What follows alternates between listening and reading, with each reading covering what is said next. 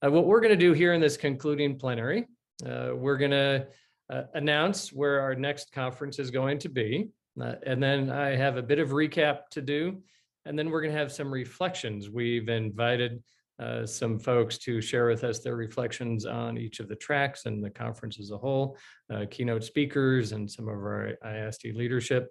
So thank you for that. Then we'll open it up for some Q&A from those of you that are with us.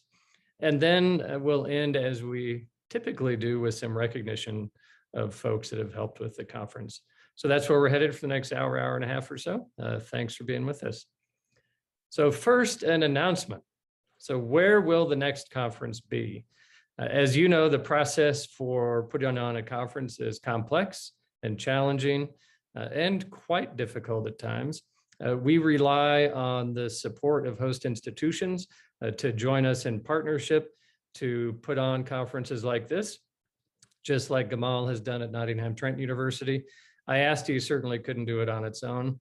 So we looked to proposals, and I want to thank Dr. Nazar Al-Sayed for working to get 2 exceptional proposals in front of the Advisory Council, which is a group of dedicated IASD participants and former students of Nazar and former conference directors.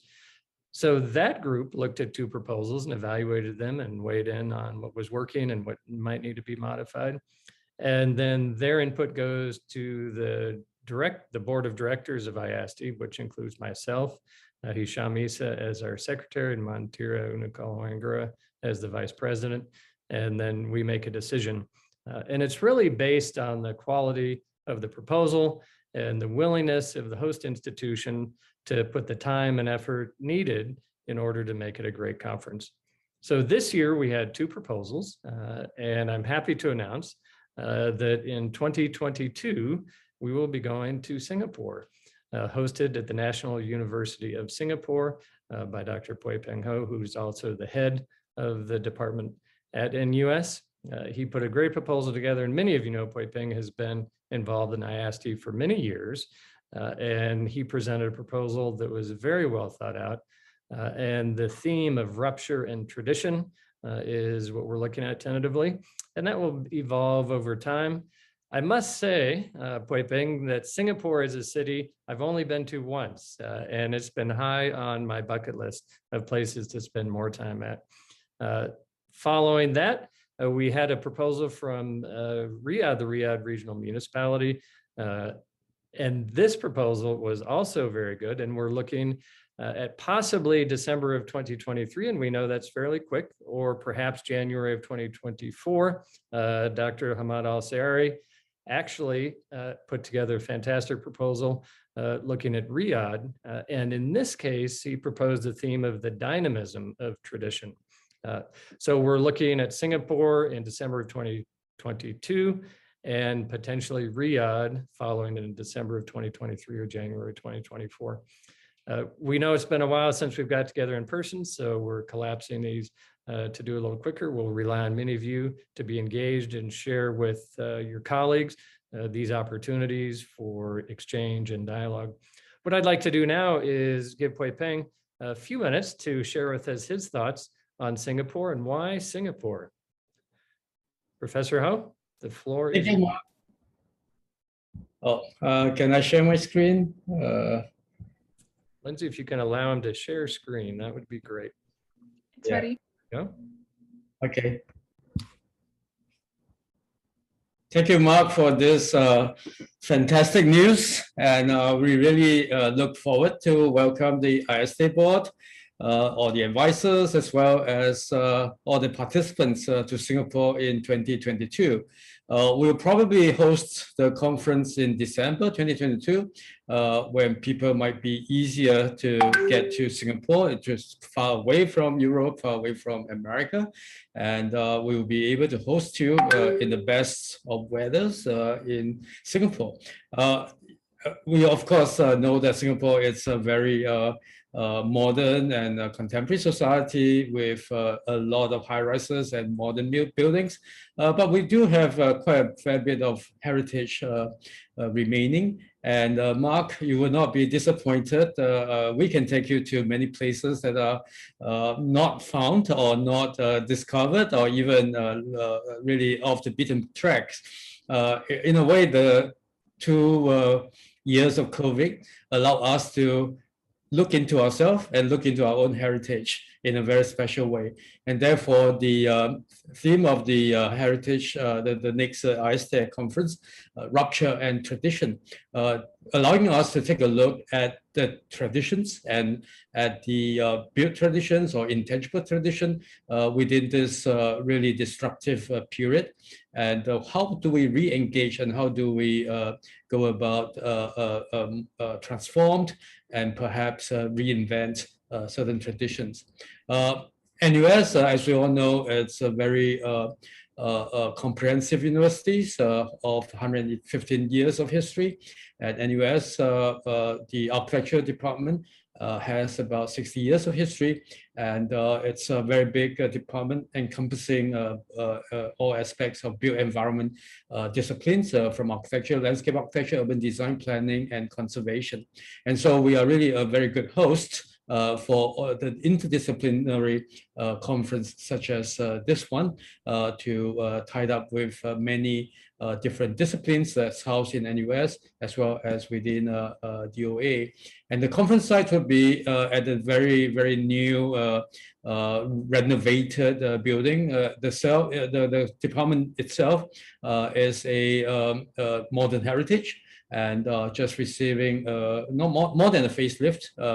Everything would be really super good, and with 6 lecture theaters side by side, we will be able to host multiple sessions, as well as a lot of breakouts and a lot of socializing spaces. And so we look forward to welcoming ISTE in 2022. And if there's any questions, if there's anyone who would really wants to come in and help us with the organization, you're all welcome, right? Thank you so much, Mark. Well, thank you, Pui Ping. And thanks for the effort putting that together. We look forward to a fantastic conference. All right, back to my screen. So if you have input on these conferences, what you'd like to see, feel free to contact us anytime. But as you know, the conferences are a key part of IASTE. In addition to Traditional Dwellings and Settlements Review and our working paper series, these are ways we can provide benefits to our membership. Well, next up is a bit of recap. So this is just a few reflections from my end on the conference. I'm sure many of you are sick of seeing the Oxford Abstract screen, but this is about the only way we could have made this happen. This virtual traditions, I must say, it's a bit ironic that our conference went virtual for a virtual traditions theme. But the papers and the presentations were fantastic. And I did find it pretty easy to move between sessions. At one point, I had my iPad, my laptop, and my iPhone going on 3 sessions. But I found that it was pretty difficult to pay attention. So I quickly narrowed it down to a few. And I found the opportunity to actually do this live worth the effort of getting up early on the West Coast. I know many of you had to stay up late. But the idea of actually meeting together in person and hearing from one another and understanding that really it's the people that we meet. That's what life is about. That's what we support. And while certainly we would have appreciated and benefited from meeting in person, that just wasn't in the cards this time. So I want to thank all of you for putting up with the time zone hassle, especially Dr. Adnya Sarasmita. Adnya went to the effort of actually putting potentially the best times together that made it most convenient for the most people. For some of us, it wasn't so convenient, but it was definitely worth it being in person. You know, the other alternative would have been doing it asynchronous. Certainly some academic conferences have gone asynchronous, but I think that would not have been as good. There was certainly the great dialogue. And I also want to thank our session chairs for doing a fantastic job, both of keeping the sessions on time, that's important, but also stimulating the dialogue and asking the opening questions and ensuring that we had continuing conversation after the presentations were done. I was actually quite interested in looking at people's backgrounds, some virtual, some real. But given the fact that many of us are academics, it was interesting to see all of the bookcases behind folks. It was also interesting to see how many of us actually just use the IASTE background to conceal whatever was in the back of our house, running dogs or crying children. But it's fun to see the books. It would have been even more fun if I could have zoomed in and checked out the books on the bookshelf. Now, some of us were escaping from our homes. David Moffat there on the bottom right. David, you're on semi-vacation in the Adirondacks, I think. Is that correct? In a nice looking cabin. But David joined in from the Adirondacks for us. And then kind of looking around how people work. So it was really fun to see. And I just want to thank you all for taking time to participate with us. This conference itself, I want to thank our keynote speakers. They did a fantastic job. Pui Ping, Michael Scott, Julia Barfield, sharing with us ideas. And also thanks for those of you that participated in our virtual walking tour, following along with our comedian historian as he showed us around town and then eventually getting up to the castle and the great overview and then looking into the castle. So we had some fun things, but it wasn't quite like being there in person. And then most importantly, the presentations, the ability to hear your research and understand what you're interested in. And certainly it's always fun to hear how you can align your research interests with the conference theme. Some did that more than others, which was fine, but really helping us understand how virtuality and traditions, how they become hybrids and are dynamic over time, and how you took that into the development and presentation of your own research. So thank you for that. We encourage you to continue on with your research, take the input that you've received from the participants and the folks that attended your sessions, the working papers that you submitted. We are on track, as we historically are. About half of the participants have submitted working papers. Ideally, we'd like to see that higher because the intent is that you can learn from each other, adjust your papers, make refinements, and then seek out publication venues, whether it's TDSR or other publication venues. But thank you all so much for your presentations, for the fantastic graphics, for the connection to the theme, and for your willingness to share with us your research at whatever stage it is. So that's just a bit of recap from me. We're now going to do some reflections, and I'm going to stop sharing the screen so our panel can come up. And the idea is to really understand kind of what has been going on from the perspective of our panelists. So the way we've organized this, we're going to start with the different tracks. So sharing our observations. So I'd like to start with Nizar on track 2, the social spatial traditions of everyday life in changing landscapes. Nizar, you have some reflections on track 2? Yes, thank you, Mark. And I will actually try to engage some of the keynote sessions as well as some of the theme sessions, just in 5 minutes, sort of reflecting on the entire conference itself. And I actually want to start by going back to how Pui Ping began his keynote talk, invoking Benjamin and the work of art, if you will, in the age of mechanical reproduction. Benjamin valorized the new era ushered by the development of technologies of mechanical reproduction. And in this case, in fact, he was just simply talking about photography. Today, we are in a very different time, and we're way beyond photography, beyond cinema. We live in a virtual environment. We are connected in an interesting way. One of the concepts that Pui Ping highlighted is the idea of the aura. Benjamin had actually argued that the loss of the aura surrounding the work of art in this new age enabled the total function of art to be reversed from being based on ritual to being based on the politics of representation, if you will. In Benjamin's time, it was indeed that invention of photography that signifies what I would definitely consider an epistemological break brought by the advancement of technology of his time. Nevertheless, Benjamin's question, I still believe resonate today, and I think Pui Ping may agree. It remains futile, however, to ask how accurately the virtual represents the real without recognizing the emergence of our, present reality, if you will, and the emergence of the virtual as fundamentally something that has transformed the way we conceive of our present reality. Technology here, again, reveals itself as a tool of analysis when it comes to changing meanings and boundaries between the virtual and the real.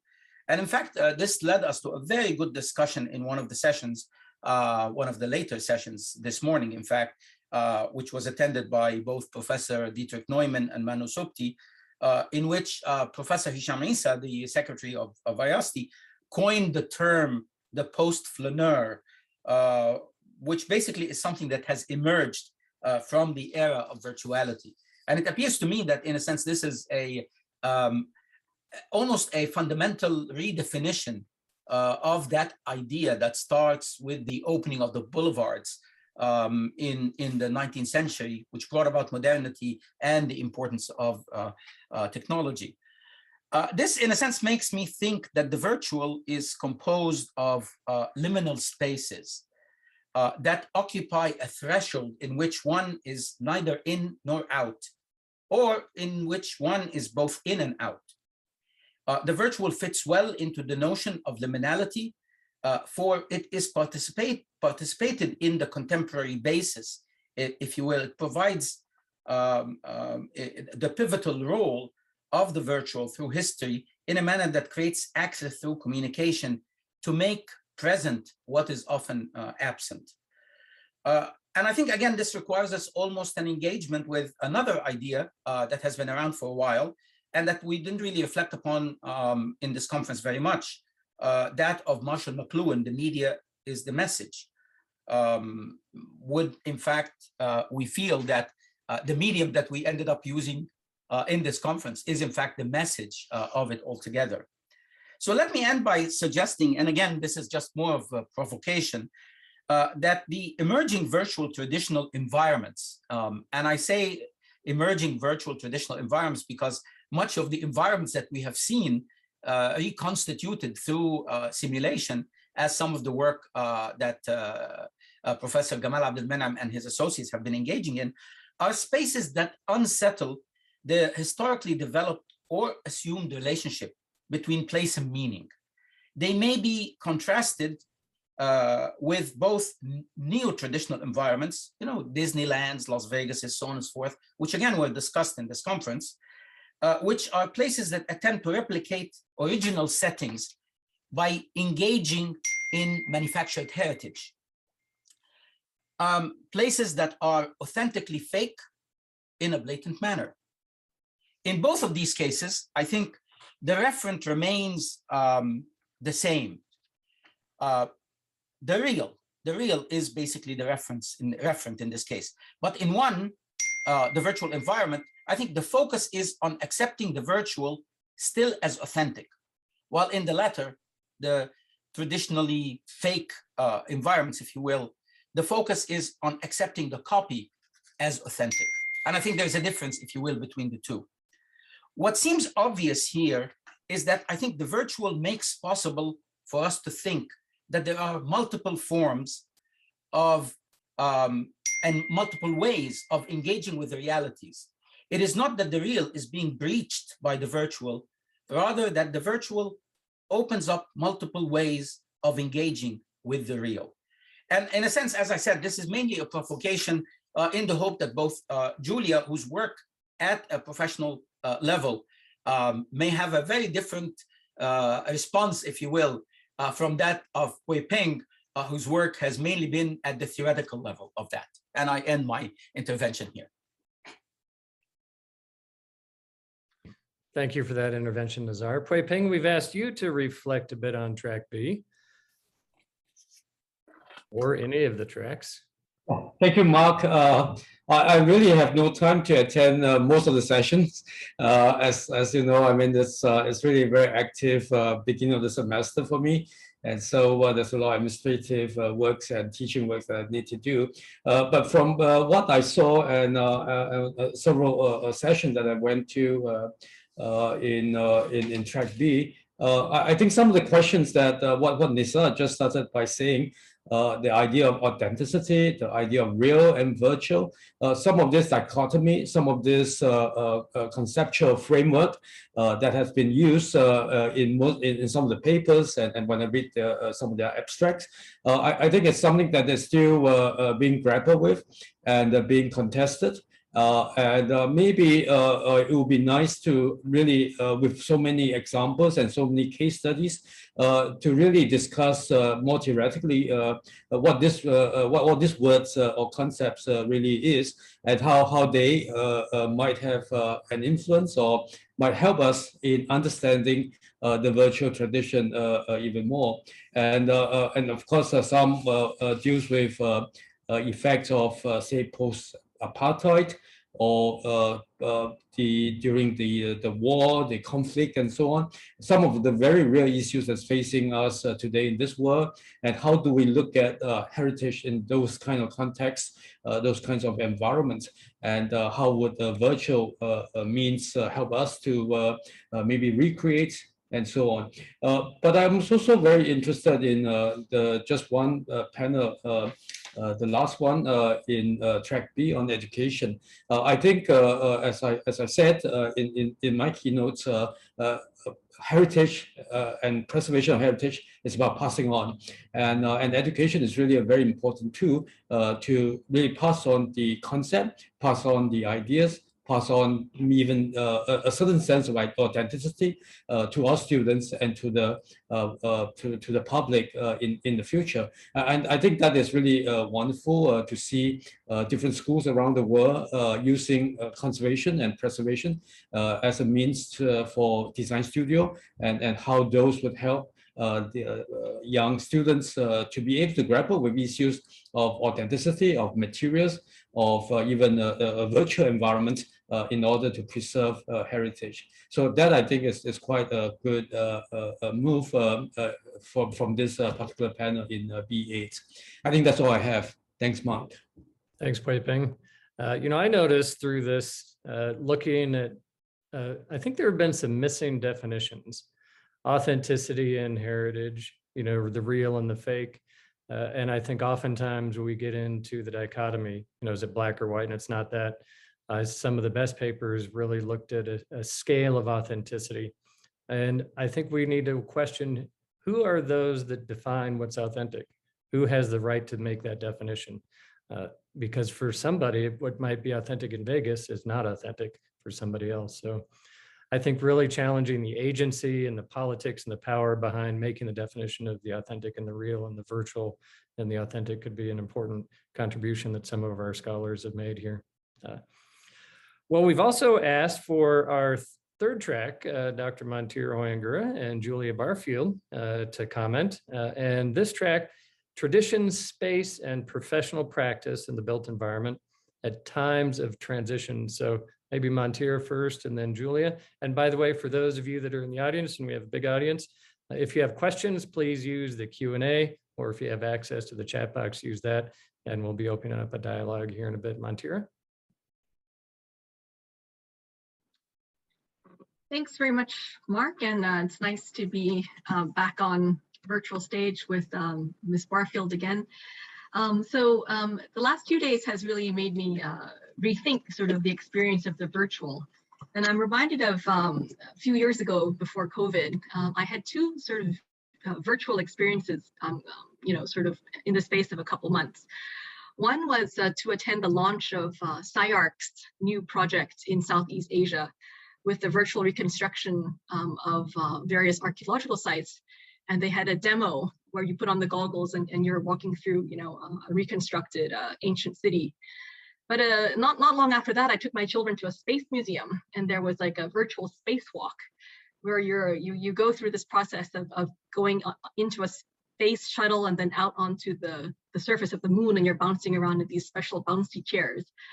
And I have to say that for whatever reason, the moonwalk for me was more evocative, even though my work is actually with UNESCO, looking precisely at the stuff that SCI-Arc does at archaeological sites. And so the last 2 days have led me to question, well, why is that? And it comes back to this track, which is about practice, and practice is essentially about the craft of making.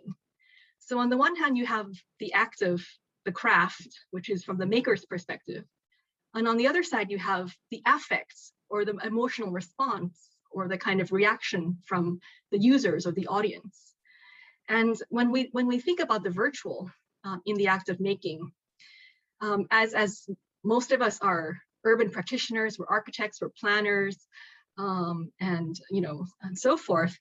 When we think about the act of making, it's making buildings, it's making spaces, it's making places, and there has been kind of this imagined divide between the making of these physical spaces, and then in this conference we've been talking about also the making of virtual spaces. And so people who are virtual 3D designers and other types of professionals who are actually playing a bigger and bigger role in the kind of the world that we live in now.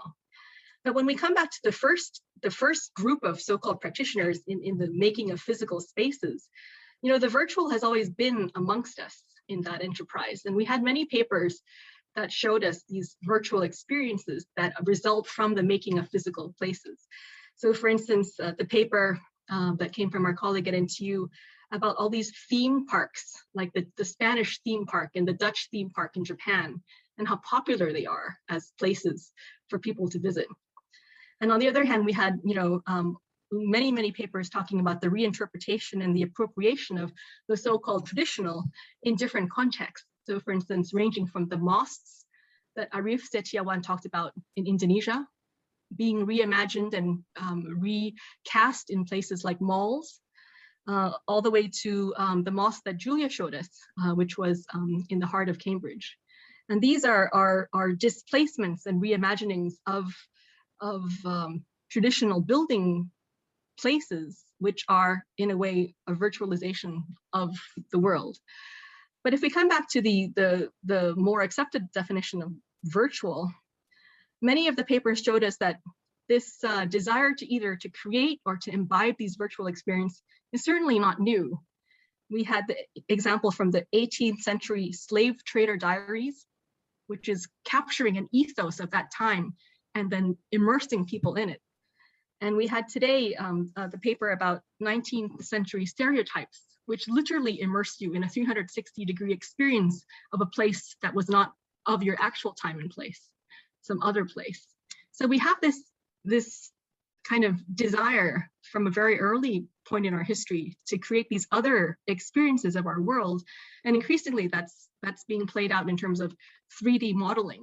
And Pui Peng's paper showed us really the power of digital documentation to capture nooks and crannies of places that maybe have been experienced hundreds of times before, but you never got to see that little bit on the roof or the ceiling or whatever, which now is opened up to scholarship and to appreciation.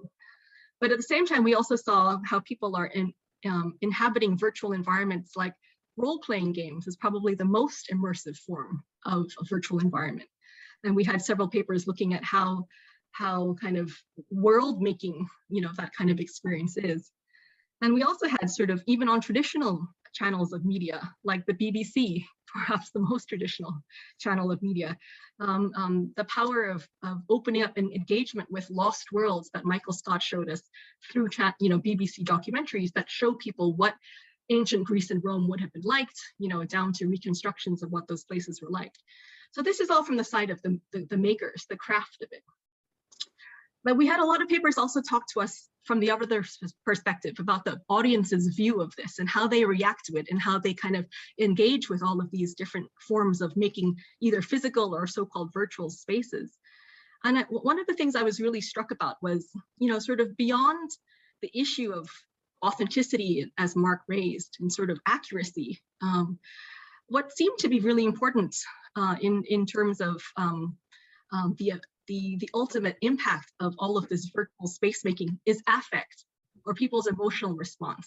And so this feeling of being immersed in another world or in an alternative world is most effective when there is a kind of affect, or kind of an engagement that engages you beyond mentally, but at your heartstrings or at some other level of gut feeling. And in this kind of engagement, some of the papers show that authenticity was not important. Verisimilitude was not important. in some cases it's incidental, or in some cases it's beside the point. In some cases it's not even the point. You know what I mean? So this brought me back to that first example that I gave, which was about these faux Spanish villages, these theme parks in Japan. And the author of that paper said that what people really enjoyed about these theme parks was not how accurate the buildings were, because actually they took a lot of effort to make the buildings very accurate. What people really enjoyed about it was the kitsch, the kitschiness of the costumes and the songs and the food and so actually they were there to consume the kitsch at these places. And the kitsch was as much part of the creation of that place, but also a way of manipulating one's consumption of that kind of experience as well. And so there is an agency on both sides, both the makers as well as the takers of that kind of experience. But if authenticity in a way is a little bit beside the point, this also, when we talk about the virtual realm, made me think about the paper that the MIT team gave about the reconstruction of Palestine, and how one of the lead proponents of that project mentioned how they left it intentionally incomplete. They didn't render every single tree and every single building and every single thing in the landscape, but they intentionally left it sort of a little bit, loose and fuzzy around the edges. And so between, on the one hand, kind of the appreciation for kitsch, and on the other hand, this intentionality about leaving things imperfect, it brought me back to the definition of virtual, which Mark was asking about. What are the fundamental definitions of the things that we've been talking about over the last 3 days? What is virtual? According to the dictionary, virtual is almost or nearly as described, but not completely or according to strict definition. So the virtual, by its very definition, turns out has nothing to do with being a 100% replica of the so-called real. It is, by definition, something that is not 100%. And so my proposition from listening to all these papers over the last few days is maybe the virtual is most evocative precisely in its imperfection. It's precisely where there are these elisions that we find it the most kind of, compelling. In much the same way that through Chi Qian's paper about street food and hawker culture in Singapore, maybe street food tastes best when it's a little bit unsanitary. So that's my observation from the papers. Thank you, Montira. I appreciate the time that you put into that. Julia? Yes, thank you. Well, I must admit, I haven't had the benefit of seeing much of what else has been going on in the conference. But I found that very interesting. Thank you, Montira, because we just had announced in London that there's going to be, ABBA is, I don't know if you've heard about this, but ABBA is going to be performing again in London with some new songs. Yeah. But they're not. They're going to be completely virtual. And so, I mean, this is, speaks to what you've just talked about, Montira. Maybe, what is going to be the appeal? Is it going to be the kitsch? Is it going to be the idea of it not being perfect? They're not going to be there. They're going to be sitting in Sweden. So I think that's almost the kind of ultimate virtual experience that that people are about to experience. I'm obviously, I put forward the idea that we can take tradition and move it on to the makers in the 21st century of the vernacular, and that was the most appropriate way for us kind of makers in the built environment to respond to the climate emergency. And I mean, I'd really like to kind of had some feedback from that. And Mark, you asked the question, what should you do with your students who still want to build high-rise buildings? And I don't think I answered you very well on Wednesday, but I have been thinking about it, and would suggest maybe that as part of the criteria of any project that's done, a student should have to calculate the carbon cost, particularly the embodied carbon. And maybe that's a way of getting the idea of how important embodied carbon in particular is in minimizing the CO2 levels in the atmosphere. So that was just a suggestion. But you know, I would actually, you know, because I think, am I the only person who's talked about the climate emergency in this? Or there must have been other people who Well, did. there have been others that talked about Yes. environmental sustainability, and resiliency, and virtuality Yeah. related to that. Yeah, because you know, because as I said in my talk, I just think it's the most important issue, and that, you know, can't quite understand why people aren't really talking about it more. You know, it's surprising to me that the Today programme in London tends to talk more about the racing tips than the climate emergency. Yeah, I mean, I enjoyed very much attending, and you know, would welcome any more further questions or any thoughts about the proposition of a new vernacular. Well, thanks, Julia. I mean, have you been reading the news, as we all have? The East Coast of the United States has had devastating floods. Exactly. A bit unexpected coming up from Louisiana, but also on the West Coast, the dramatic fires that are barreling down on Lake Tahoe. I went to high school in Lake Tahoe, and just to see the potential danger around that lake. Completely unrelated to the conference, my son just got a new job. He is now doing forestry, and he's been hired to do forest clearing with the Forest Service, and he's working for a contractor where they're taking down trees for kind of ladder fuel prevention.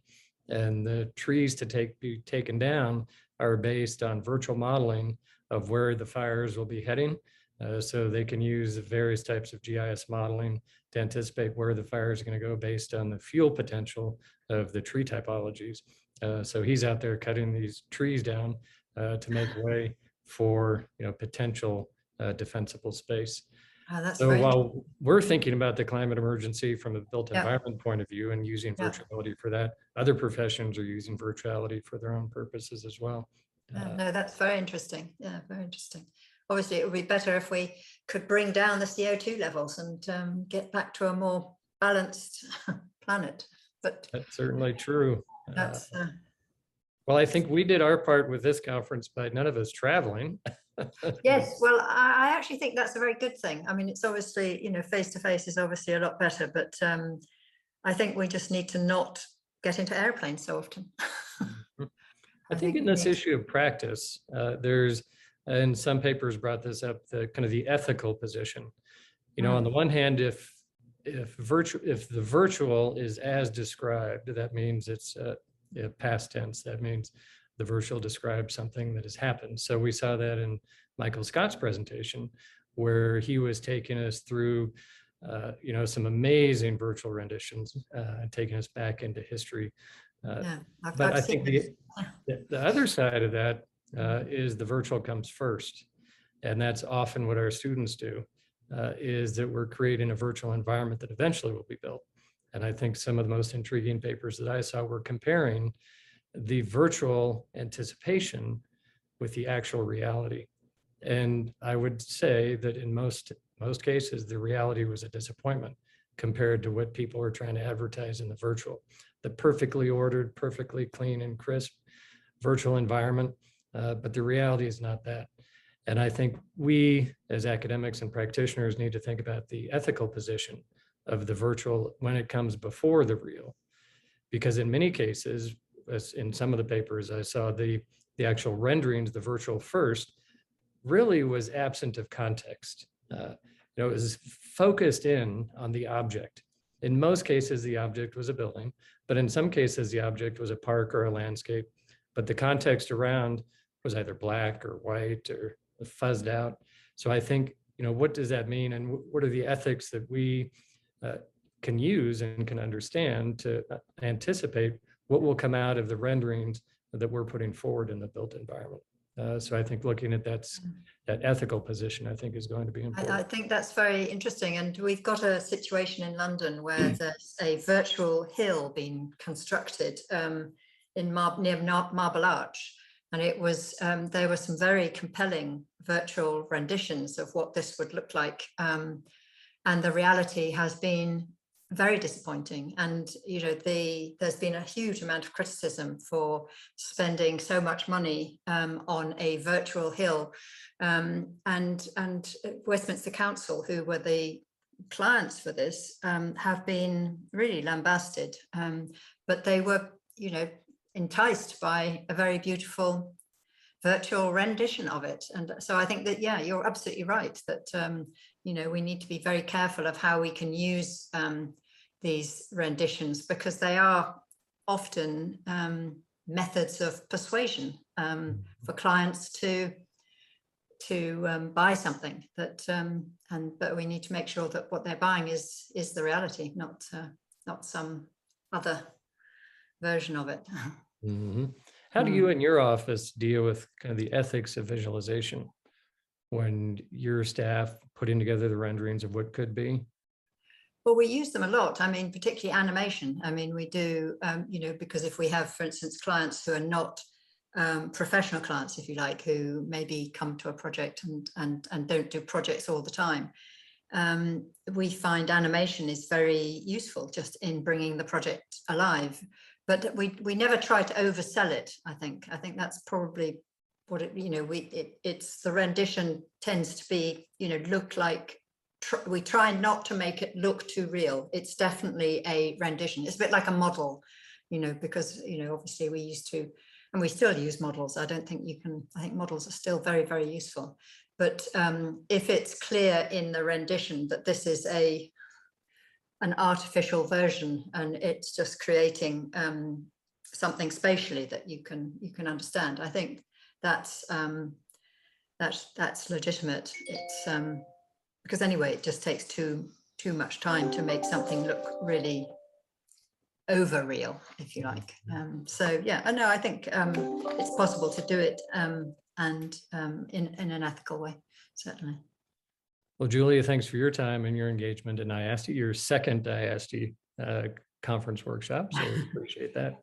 Well, we're going to move on to track one, theorizing the virtual and the traditional and the built environment. So we've gone from kind of everyday landscapes to practice, now to theory, and we've asked Gamal, our local host, to respond to that track. Gamal? Thanks, Mark. And perhaps that, as you would imagine, it overlaps with the other two tracks of the conference. So there is a lot of overlaps and interconnections between what has been discussed here. But I was intrigued by the point when you raised about the ethics and the morals of our attitudes and during the virtuality. And I think this was perhaps some of the core principles of some of the papers under this track. The track looked in fundamentally about our relationship with the built environment and how this relationship has been altered or challenged or entering new way of transition into a new age of virtuality. The papers was really intriguing and mostly taking this notion seriously. And because you are looking at theory, you have to break it down and decompose it into a number of principles. And I think papers and authors under this track, which was actually interestingly among spread across 8 panels, which really showing a diverse range of intriguing theoretical debate and discussions. And to my mind, they have been very successful on unpicking what are the challenging and confrontational perspectives of how virtuality alter that perception with the built environment. So from reading and attending most of the sessions as much as I could, there has been stood out for me just 3 main threads. The first one is just more looking into the fundamental principles and values and of virtuality as a theory or as a notion.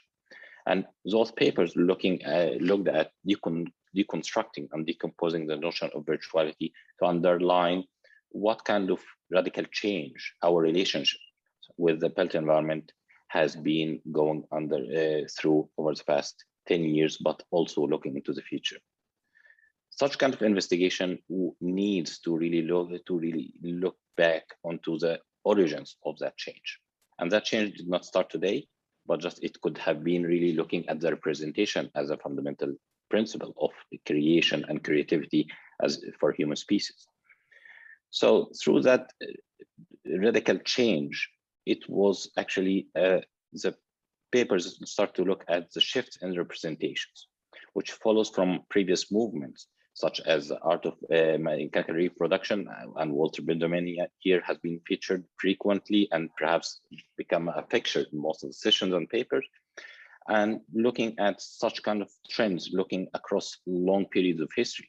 And you can really go back until the carving on stones as a kind of a method of trying to narrate your life, personal stories, social memories, and creating such kind of a political and cultural narratives at some stage, using technology, using creativity and the tools and technology at the time. But more recently, such a transition in the age of virtuality could start at the age of photography, when the technology and tools enable humans just to really use kind of a small piece of technology to create new form of art and basically incorporating science and technology. But the whole thing, as perhaps Monteiro mentioned, it's about the affection, about the message behind the product, and how can we connect with our built environment and history to provide new imagery and new representation.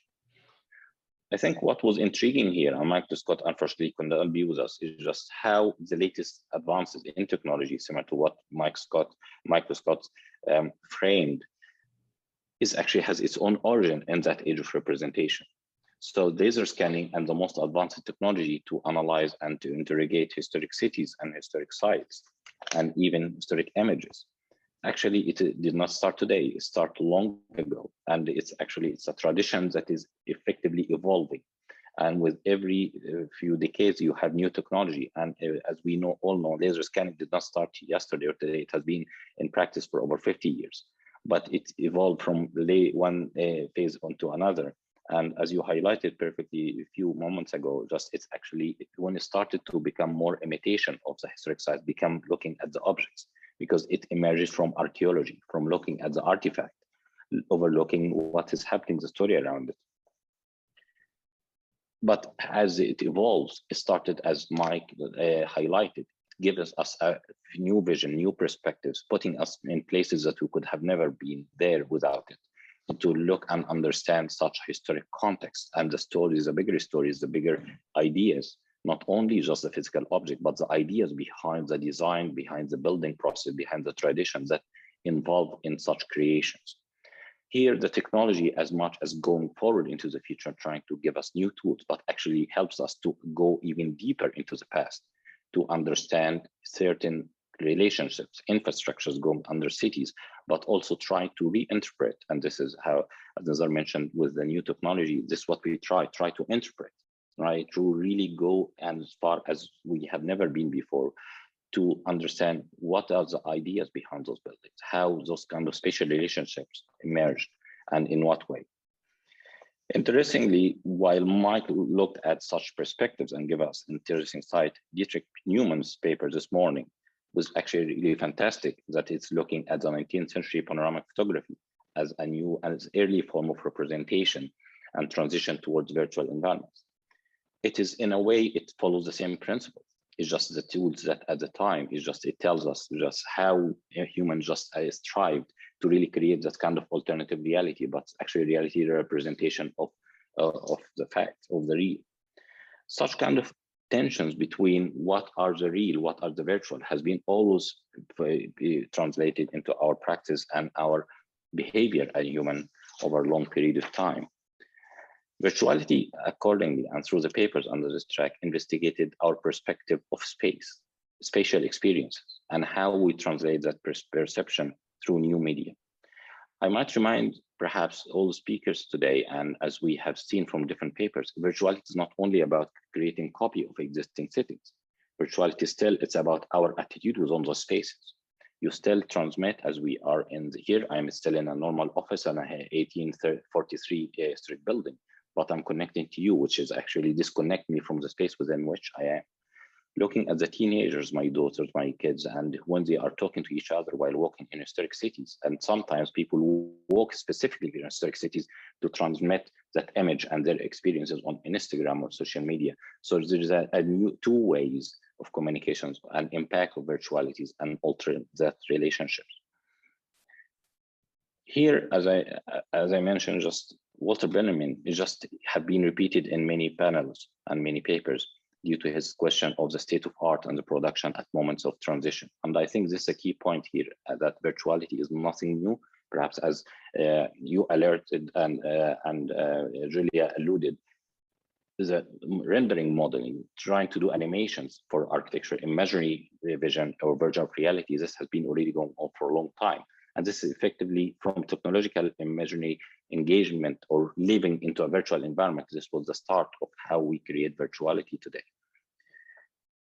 But also virtuality relies on technology and the age of similar transitions. So how virtual technologies enable many people, not only the few of the elite, to generate outputs. And those outputs are immediately in the public space and public sphere, and anyone else created a new medium and new information.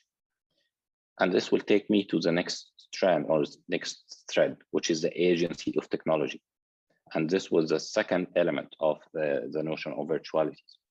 Under this thread, many papers looked at how technology facilitates new approaches to not only record and narrate our traditions and daily lives and behaviors, but more critically, enable us to record events, places, buildings at certain moments in time. In such a way, this generates two extremes in terms of curating our diaries. Authors and debates during those sessions looked at how technology that keeps evolving allow us to record enormous amount of information, spatial, architectural, social, and cultural, using that technology and recording. This, in a way, it's a tool that enable us to generate our own diaries at a much frequent and more fundamental level. You can personalize it, you can put it in a global context, you can actually create an alternative narratives of the age of our time. But also this enabled us to create a new diaries for buildings and spaces. On the other hand, such kind of technology as a tool and that agency help us record our lost heritage or reconstruct missing pieces of historic sites to generate more inclusive and informative narratives, as in the work of museums that we have seen. And we have perhaps papers like Bernadette de Villiers, Gizem Gunnar, Jehan Seliman, and Ria Monita, who looked at different historic sites traditions and found what was missing, tried to add to it, tried to really bring narratives that you could have never seen, like looking at local communities, looking at some of the stories of people who live there, and try to intriguingly bring me back to that historic sites. At the end, the only way to counter such obsession with the heritage or traditions as a tradition built environment as object is to bring people inside, to bring the stories and the narratives and try to record this on a frequent basis. So it's not only buildings that last, but also people's stories also continue to evolve. And by the same token, digital technologies trace our digital footprints. So effectively, this is create new material, new information, and help us to understand certain patterns as we move into cities engaged with the built environment. Papers like the one from Esin Ekozologlu looked on how such data could be harvested and used to analyze spatial patterns in the cities and help, as we do, a lot of practice do in designing the urban spaces. The third and final thread, and I will be short in here, was driven by impact of virtuality on self-consciousness and human behavior and ethics and ethical and moral attitudes toward the built environment.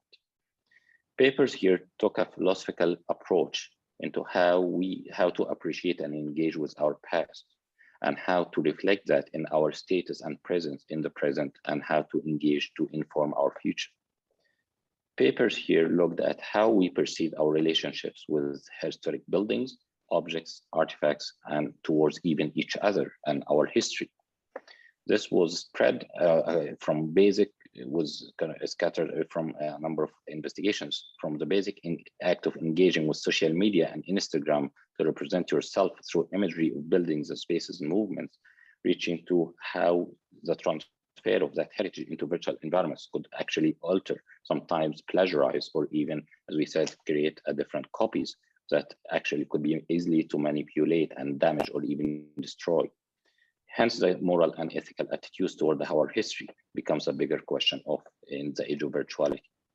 So is it our moral duty to preserve and record the past and hand down to a generation, or just leave it to change and let it actually erase or even evaporate and vanish?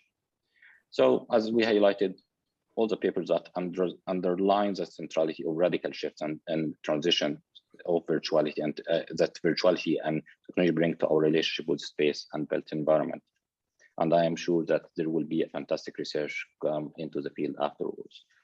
One final thing, that's through my long work in the virtual heritage environments, very little has been done on theorizing that approach. And I think the papers and authors here take all the credit by going into such a great detail and depth to analyze that new transition and notions. And I'm sure that plenty of publications of high merits that will come out of it. Back to you, Mark.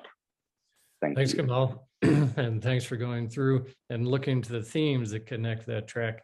I know Julia needs to leave in a few minutes, so I'd like to open it up to the panel. And for those of you that are with us, please use the Q&A box and we'll get to the QA as well. But Julia, any comments before you take off? Not really, no. I mean, it's been absolutely fascinating and very, very thought-provoking, and I've enjoyed being a part of it. Thank you. Well, thank you, Julia. You know, Gamal, the issue of agency, you know, as Michael Scott kind of walked us through the Parthenon and identified the colors that could have been there. I think there's the hand of the designer at work in all of this. You know, in part, we're hypothesizing about what was there, even when we're doing LiDAR. You know, LiDAR doesn't get everywhere. So we do still have to make those connections. So in part, we're like economists, we're forecasting. In this case, it's backwards forecasting what has been, and hopefully we get it right. In other cases, we forward forecast to try and anticipate what could be in the future. We've been working with the National Renewable Energy Lab, Dr. Deaton and myself, and using, you know, digital tools and virtual reality to actually become particles of wind, where we can get into wind turbines, and then we're flying through the wind and trying to identify where would the wind go and what kind of impact would the wind from wind turbines have on historical environments, natural environments, cultural environments. So that's forecasting, that's based on algorithms, and it's not going to be 100%, but I think all of us need to understand the hand of the designer is in there in some fashion, either looking forward or looking backward. Well, what I'd like to do, don't see any questions yet from the audience, but kind of let's open it up to the panel for some discussion. Yes. Mark, there is a one raised hand. If I can allow them to talk. So, okay, please do. Because I cannot see the raised hands. Okay, go ahead. Wei-Ching, your hand is up, so you can come off of mute and if you have a question. Yeah, he's unmuted, but we can't hear him for some reason. Well, we do have a comment from Amir Goa. Since we are coming to an end, I would like to reinforce what I mentioned earlier about the amazing organization from the ISD team and the local host at Nottingham Trent. So just a comment here. But I know Lindsay Deaton had some reflections. So Lindsay? Thanks, Mark. Yeah, I did. I overall just wanted to say I'm really thrilled to be part of the ISD team and work closely with everybody there. The panelists have given a really great connection, I think, to the conference theme of virtual traditions. And so I kind of wanted to augment that with some more comments about the role of IASD scholarship and future directions that I saw. I really believe that IASD scholars set the precedent for quality and shake up different models of research. And I feel like this year's conference did not disappoint. There were many presentations and working papers this year that stood out to me. Obviously, I can't name them all, but I did see a few presentations that I wanted to draw particular attention to because they focused on high quality qualitative research that used a case study methodology. And I feel like it's important to highlight this type of place-based research because today, I think in our field, we're kind of suffering this scholarship crisis in which this type of research faces a lot of criticism as not being very credible and trustworthy, because it's kind of the terminology is thrown around and there's not a very good awareness of what makes it really great when you compare it to kind of the standard quantitative methods. So I wanted to point out 5 presentations that I thought did an excellent example of explaining their methodologies and doing really great, rigorous place-based research. And that was Waching Wang's public space analysis in Nanjing, China, Menas Murthy's work on new typologies of housing in New Delhi, India, our own Yusuf Al-Dafai's work on the effects of abandonment in post-war Mosul, Iraq, James Miller's work on cultural patterns of resettlement in the Marshall Islands, and of course, last conference's best papers, author Ana Cavalcanti's brilliant ethnographic work over 10 years in the favelas of Brazil. Secondly, I think that ASTI has always carried a really important role in unpacking the spatialities of marginalized communities. But I feel like now that I've been through, what is this, like 8 years of IASTI, I can start to really reflect and see the differences in the various conferences and the working paper series that I've edited. And I think there's kind of a distinction in this year's scholarship, because I saw a focus on gender as a key issue now more than ever in the discourse on public space and privilege. And I think that Badur Breaker's work on the kind of spatial dialectic between Muslim communities and the LGBTQI communities in St. George, Germany, was a really good example that kind of illuminated a lot of the different aspects of gender spatialities. So those are kind of my two overall thoughts. I think it was a beautiful conference, and it really met the planning committee's anticipations. And I am so excited to see how these 2 themes evolve and are built upon in 2022 at NUS in Singapore. Thanks, Mark. Great, thanks, Lindsay. Well, Gamal, has it met your expectations? Yes, absolutely. I think we were, as you know, Mark, remember, and I have full slides at the end for some memories of our discussions on this. I will share it later. But we were going into uncharted territory at the time. And I wish to remind all our participants that this was initially planned or thought about 4 years ago, when virtuality were still on the liminal and edge of our built environment and traditions. Yes, they were dominating at the time by technology, but it was an idea of video gaming rather than actually everyday life. And we were really trying to provoke new thoughts, new ideas, just asking to challenge people's perception about tradition, going into a new direction. And in general, I have been very impressed by how perhaps the COVID helped to really bring this kind of thought that into everybody's life on a frequent basis, to ask them to really challenge the way that they do things. And by the very nature of it, thinking about things. And I think the tradition and the way that we are now operating in a systematic and structured way to communicate virtually, creating new traditions, new formalities, new manuals, new code of practice in so many things. And tradition by its nature, it's evolutionary. And I think our papers and authors, I wish to thank them very much, because I have learned a lot. Whatever we thought, I think the papers have exceeded our expectations, to my delight. And I think we are really standing on the starting of a new strong discourse of how virtuality and traditions are actually mutually interconnected. And it's one new phase of transition, as I tried to highlight in my remarks. Thanks, Mark. Thanks, Gamal. Dr. Issa? Thank you, Mark, and thank you for this concluding session. So I'm going to be very quick. This time, I got the chance to be on the back kitchen to see everything of what is going on. And that's given me a lot of chance even to see the development from the original submission of abstract to the revised submission of abstract to the paper submission, and then the changes that happened just before the presentation and the presentation itself. And it's really overwhelming to see how our participants, our presenters were very keen to develop their work throughout this process and to engage the conference theme in their discourses for somehow, because as normally, when you submit an abstract at the first beginning of any conference, the first draft is always sometimes a little bit drafted away from the conference theme. And then you get review back and you get comments, and then you work on it to resubmit and so on and so forth. And the amount of papers that change either their discourse or their title, and then their even analysis and how they conduct the research itself in the end to match our theme was really, really impressive.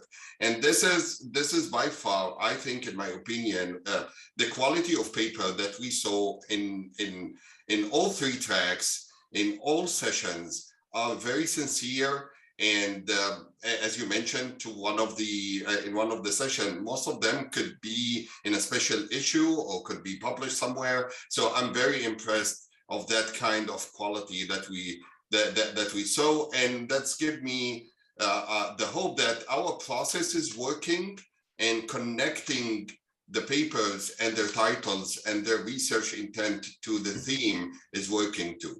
The second reflection is on the organizational structure, which is we need to be adapted to any change, and this is what happened.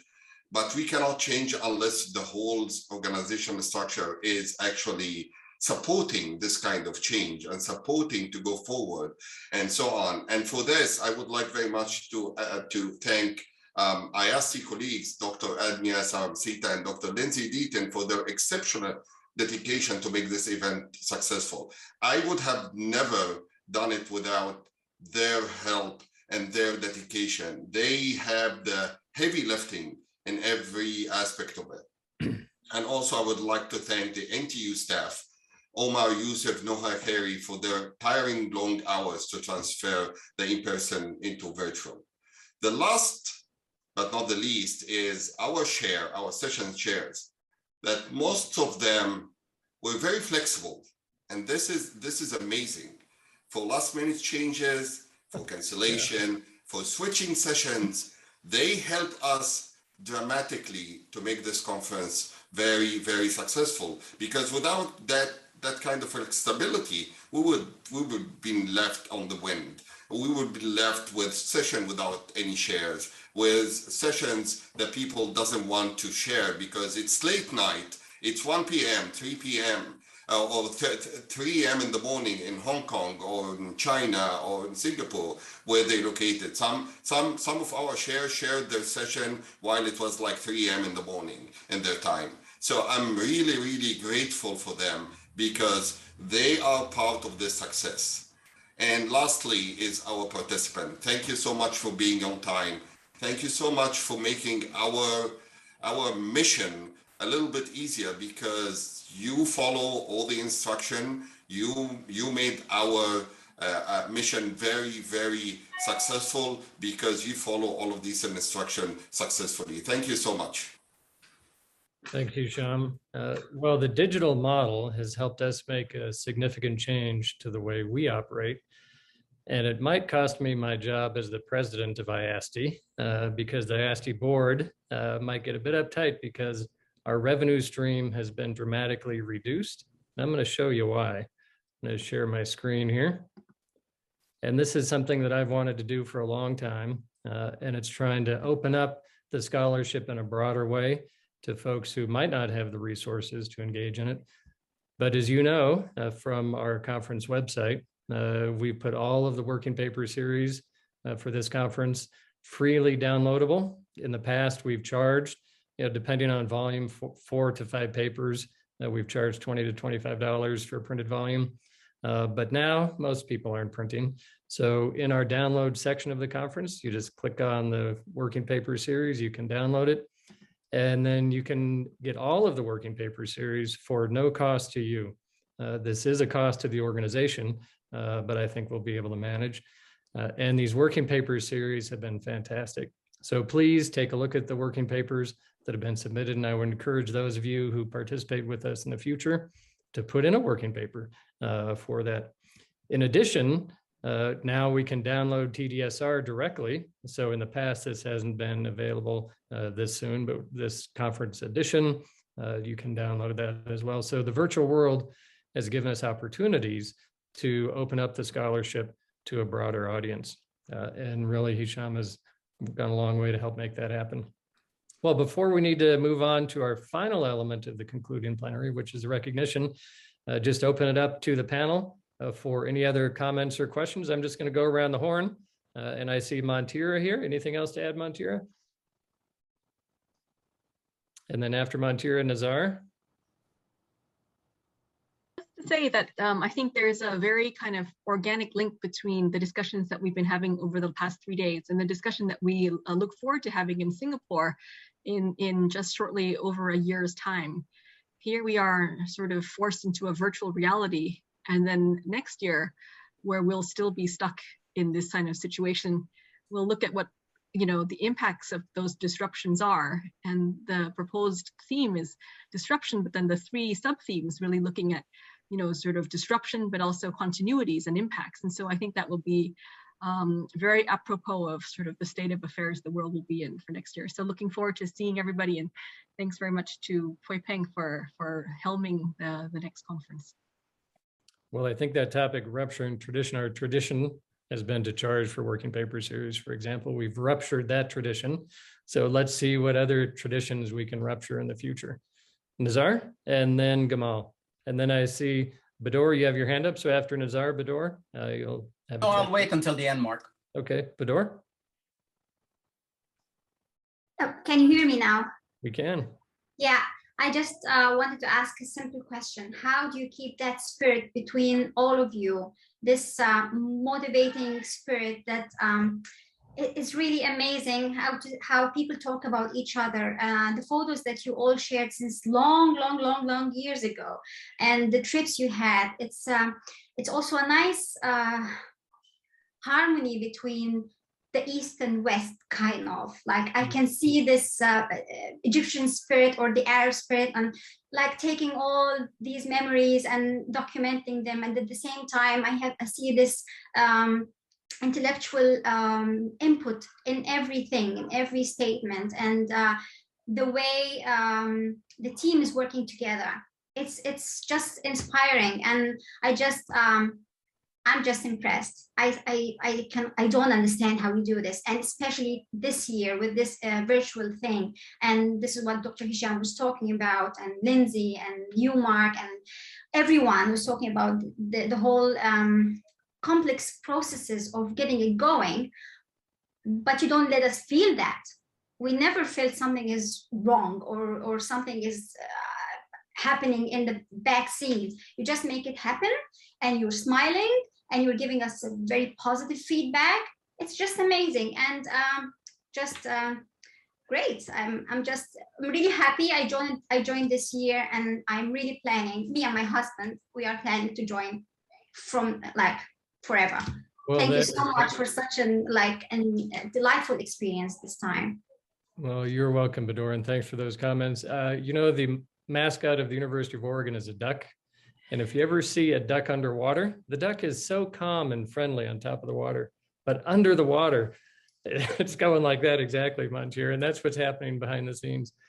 I normally start out our ISD conferences in the opening session talking about the fact that, ISD participants are like a family. We love each other, we care about each other, we want to know what's going on.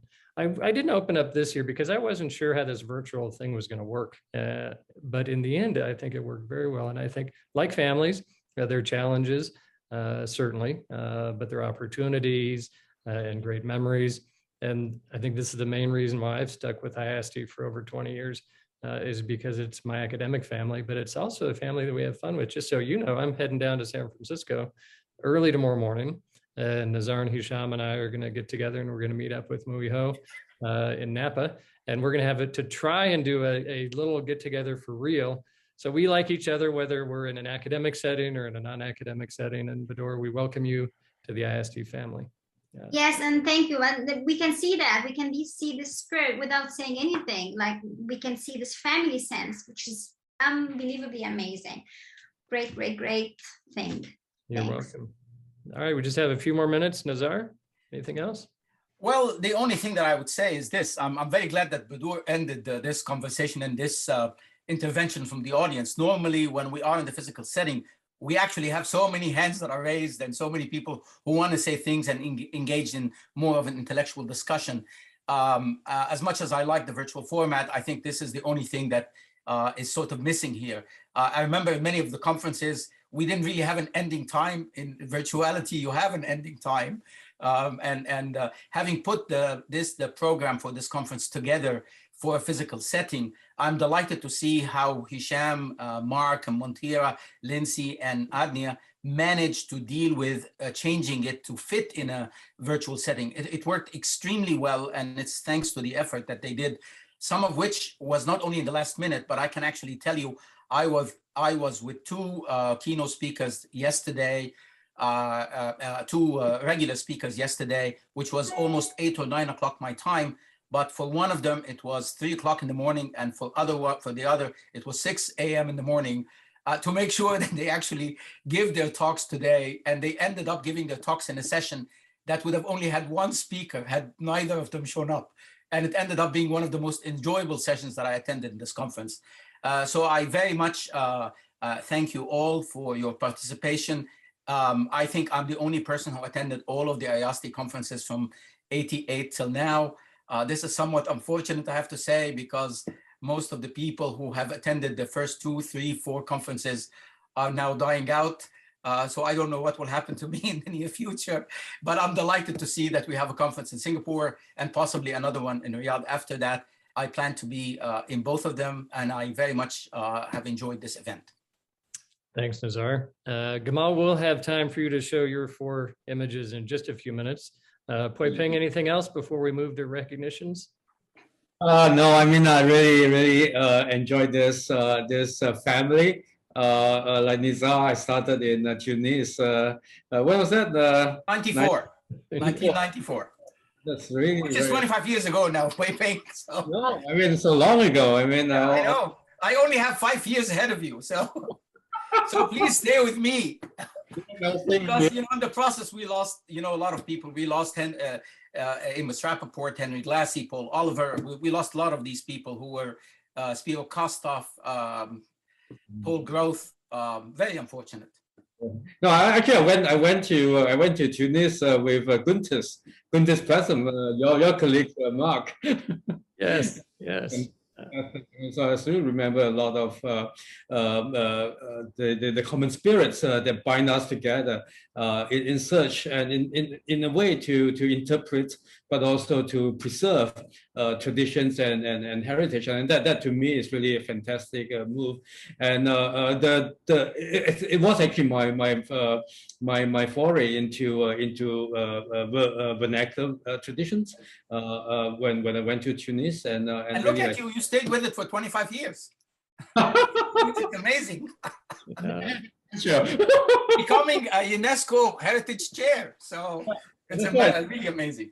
So it's really amazing journey. I mean, when I look back, and then so IASTE really helped me and really foster and encourage this development. And then I therefore really feel that it should go on and don't lose heart. I know the revenue may be down, but at least our spirit is high and the tradition will go on. Thank you. Well, thanks, Pui Ping. Well, we're going to move on, and we are not going to rupture the tradition of recognizing folks who've done an outstanding job. So I'm going to go back to sharing my screen. We have about 10 minutes left. So on to recognition. We've had tremendous support from Nottingham Trent University, and I'm going to turn it over to Lindsay Deaton to recognize the key staff that have worked with us from NTU. Lindsay. Thanks, Mark. Yes, we have really great staff and we can't do it without them. Yusuf Eldafai, who also gave us a tour of the castle during our walk around Nottingham, which was really exceptional. Khairi Abdullah, thank you so much for your support in helping to run our sessions. Noah Hussein, who was my partner in crime in running most of the sessions in Track B and Track C, thank you so much. And of course, Omar Al-Hafif, thank you so much for leading the team and helping to get everybody on point. We could not have done this without you. Sincere thanks. Now, normally we'd be handing each of you some trinket from the University of Oregon or the University of California, Berkeley. So when we see you in person, we'll have something for you. In the meantime, we'll get you these certificates to recognize the contributions that you've made to the conference. Also, the University of Oregon is very happy that we've been able to pull into this conference Adnia Sarasmita. Dr. Sarasmita received her PhD from the University of Washington, working under Dr. Bob Mugrauer. And she now has been a key supporter and helper of the IASTI enterprise. And Adnia, we hope you stick with us for a long, long time, like Badur will be. Adnia, thank you for doing everything you have done behind the scenes to make this such a successful virtual event. And of course, Dr. Lindsay Deaton, who received her PhD from the University of Oregon this year. Congratulations, Dr. Deaton. But working as a conference coordinator behind the scenes, she took a leave of absence from IASTI. It was about 8 or 9 months or so to finish her dissertation, which she did. And in the meantime, Dr. Issa had to really kind of pull in to do the work. But Lindsay, welcome back, and we hope you stick with us for the duration. Thank you so much for coordinating and doing all the work, and a lot of heavy lifting on the working paper series with Adnia. So thanks so much. And now to our local conference director, Professor Mohammed Gamal Abdelmonem. Gamal, it has been an amazing journey. I took a picture of Gamal at the Bell Inn, circa 1437, when he was taking me around Nottingham and showing me the places. So I do want to get back, and I will be getting back there to meet you there, Gamal.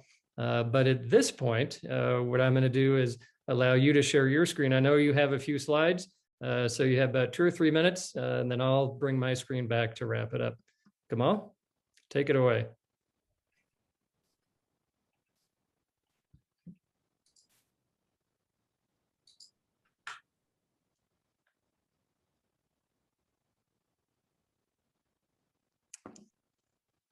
We can see that, just come off mute.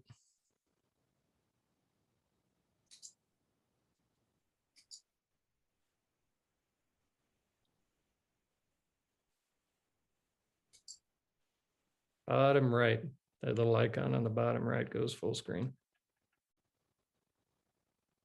There you go.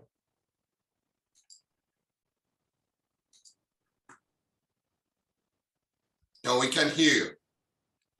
We can hear you, Gamal.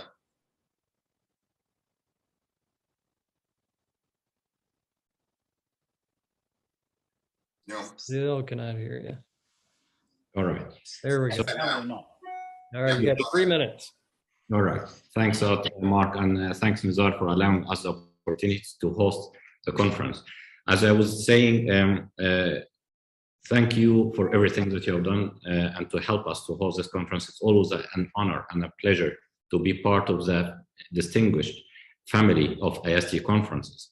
And we are the 17th, and I think this will mark a very fantastic history and memory for us. But one of the important things, as Mark, you mentioned, it's a family about it. And the family and my association with the IASTI goes back long ago. But only the journey for this conference, even when we started as virtual on something that part of technology, yet it took about 4 years to plan and to ahead. And just in response to Bidur's point, is just the end product here. It goes down to many, many hours of hard work. And just to summarize, we had over 50 meetings. And I will remind everyone that when we started to host this conference, I received a timetable and work plan, and Nizar and Mark would laugh. That is 14 pages of Excel sheet with hardly you can read the cells and the tasks. I did not mark how many tasks were there, but over like 300 tasks or so, and almost on a weekly basis.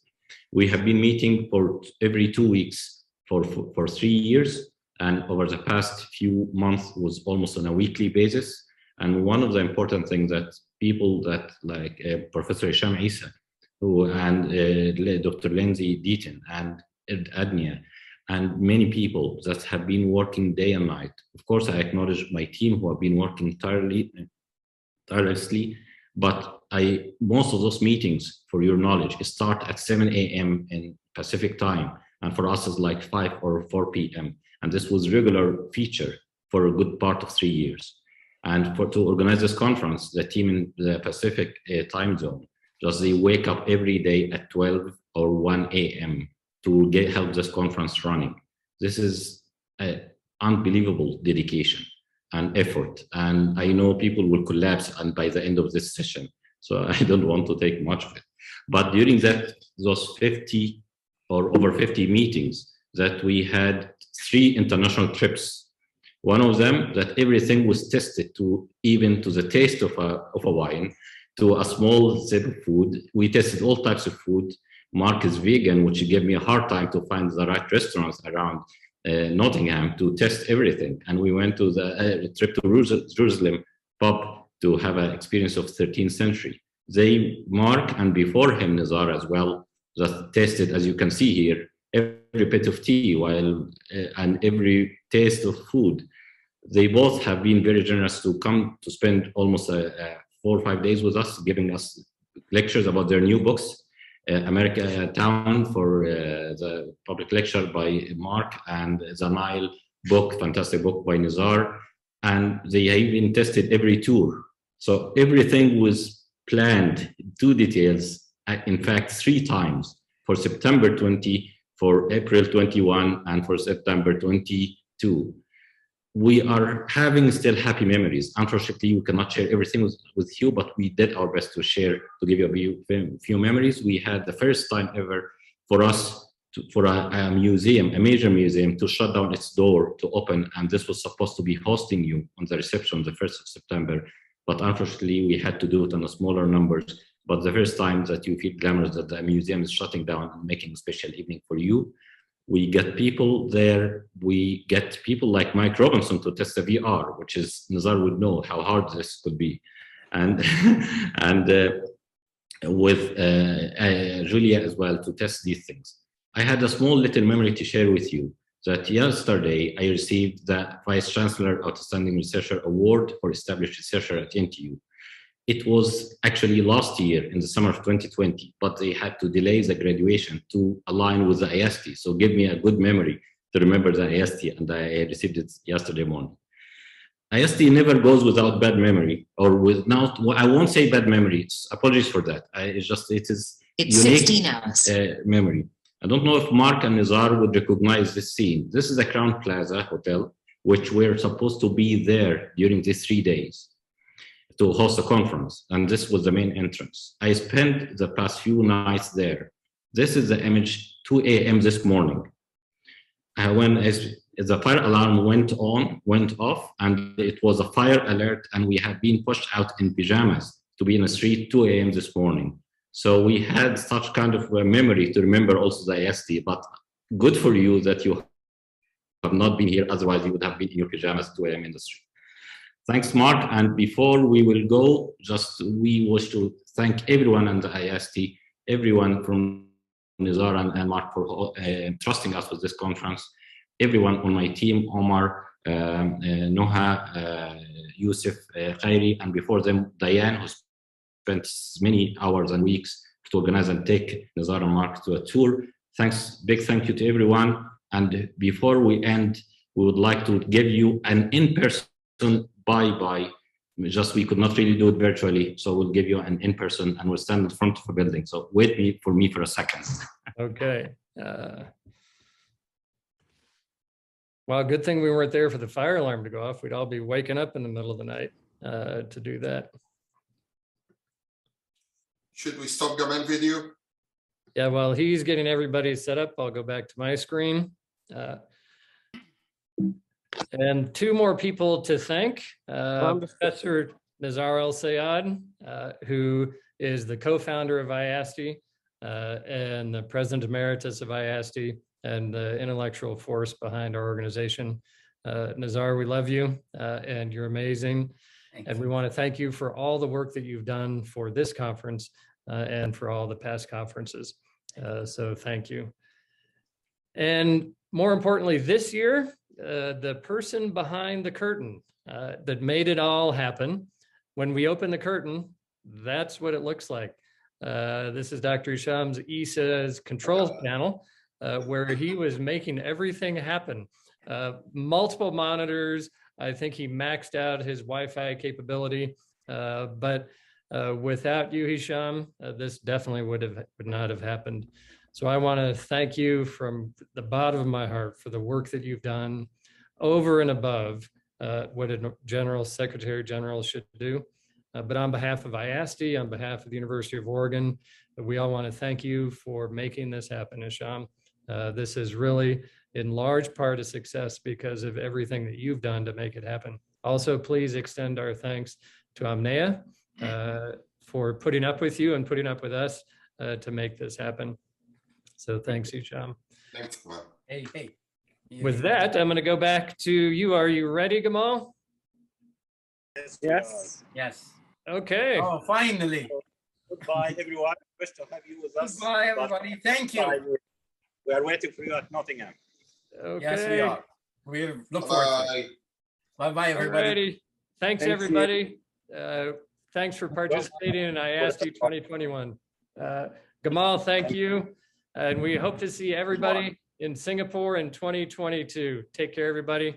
Have a great weekend wherever you are in the world. Stay safe and healthy and be happy. Bye-bye. See you there. Bye. Bye-bye.